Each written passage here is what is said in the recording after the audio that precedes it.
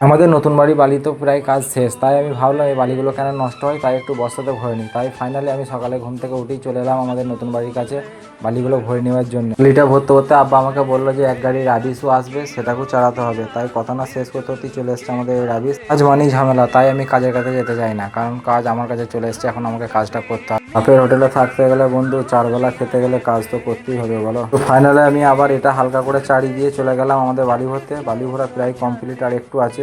কাজ কমপ্লিট করে গোসল করে আমি চলে এসেছি। আমি এখন লাঞ্চ করব, তাই আমার মা আমার খাবার খেয়ে আমি এবার শুতে যাব। কিন্তু আমার মা বলছে যে তোর জন্য তোর শাশুড়ি একটি কাঁথা করে পাঠাইছে, তাই দেখবি আয়। তাই আমি ফাইনালি দেখলাম যে আচ্ছা ভালোই তো পাঠাইছে আমার জন্য কাঁথা করে। তারপর আমার মা বলছে না রে, এটা তোর জন্য নয়, তোর বোনের জন্য তোর খালা করে পাঠাই। মনটা একটু দুঃখ হয়ে গেল, ভাবলাম শাশুড়ি তো নাই, মন দুঃখ করে লাভ নাই, তাই আমি ঘুমিয়ে পড়বো এবার। বন্ধুরা, তোমরা যদি ভেবে থাকো যে আমি গরিব, আমি কিন্তু গরিব না। আমার এই মাটির ঘরে তো এসি আছে, এই দেখো আমার এসি। তো ফাইনালি আমি এসি চালিয়ে নিলাম, আলহামদুলিল্লাহ শুয়ে পড়ি।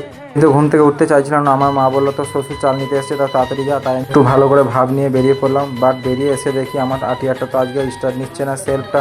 তাই বাধ্য হয়ে আমাকে আজকে কিক মারতে হলো। তা মেরে দিলাম কিক, আর হয়ে গেল স্টার্ট, চলো।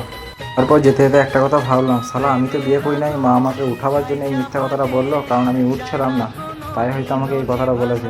চলো, ব্যবসা এমন একটা জিনিস, সেটা খোলার টাইম আছে কিন্তু বন্ধ করার কোনো টাইম নেই। তাই টাইম টাইম দোকান খুলতে হবে, তাহলে কাস্টমারও জানবে যে এই টাইমে দোকান খুলে দেয়। আমাকে এখন নামাজ পড়তে হবে, তাই আমি এসে আমি উজু করে নিলাম, কারণ এখন আসরের ওয়াক্ত হয়ে গেছে, আসরের নামাজ পেয়ে যাবো আমি। তাই আমি এখন আসরের নামাজটি পড়ে নেবো। তো আমার মিনি ব্লগটি এখানেই শেষ করলাম, সবাই ভালো থাকুন।